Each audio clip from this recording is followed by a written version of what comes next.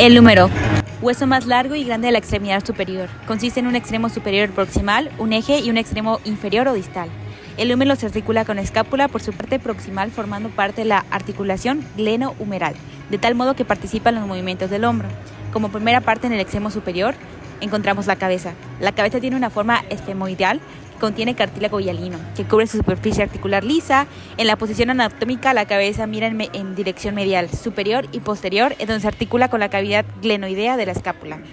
Seguido, el cuello anatómico. Es un ligero estrechamiento debajo de la superficie articular de la cabeza y es aquí donde se inserta la cápsula articular de la articulación del hombro. Seguido, el tubérculo mayor. Es la porción más lateral del extremo superior o proximal del húmero. Contiene 3 impresiones musculares lisas y planas en su cara postero-superior. De superior a inferior, los músculos que se insertan en esas impresiones son supraespinoso, infraespinoso y redondo menor.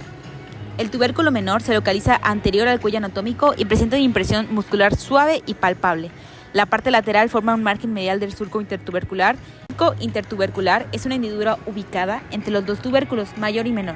A veces se le denomina surco o corredera bicipital. El tendón de la cabeza larga del músculo bíceps braquial y una rama ascendente de la arteria circunfleja humeral anterior se ubica dentro del surco. El surco continúa hacia distal en la forma de un labio lateral, que es la cresta del tubérculo mayor, y un labio medial. Ahora, el cuello anatómico es un estrechamiento debajo del tubérculo conocido como cuello quirúrgico, sitio común de fracturas y amputaciones. Está muy cerca del nervio axilar y de la arteria circunfleja humeral posterior. Es el extremo distal del húmero. El borde lateral comienza justo distal al tubérculo mayor del húmero. Se engrosa distalmente para formar la cresta supercondilea lateral. La porción medial del borde lateral es adyacente al área rugosa en forma de V, que se conoce como tuberosidad deltoidea.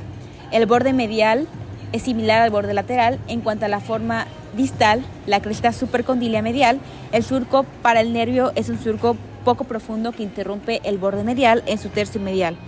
En este surco se encuentra el nervio radial y la arteria braquial profunda. Ahora bien, hablaremos de las caras del húmero, que se encuentran entre los bordes anterior y posterior.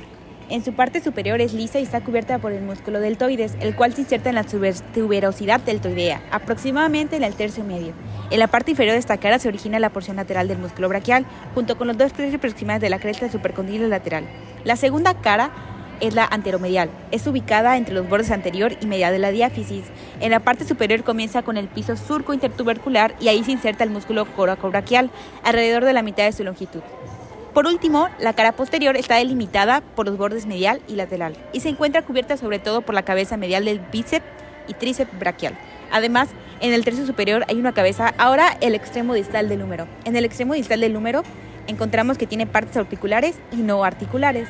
La parte articular forma un cóndilo modificado que se ensancha transversalmente y permite la articulación con la úlna y el radio. Está compuesta por dos estructuras, la tróclea de forma medial y el capítulo o cóndilo lateral, separados por un pequeño surco. Ahora bien, la tróclea tiene forma de polea y cubre las superficies anterior, posterior e inferior del cóndilo medial del húmero. Se articula con la escotadura troquial de la úlna. Cuando el codo está extendido, la cara posterior de la tróclea se encuentra en contacto con la úlna, pero cuando se flexiona, el codo está dejando de hacerlo, ya que la escotadura se desliza la parte anterior del húmero. El capítulo o cóndilo lateral.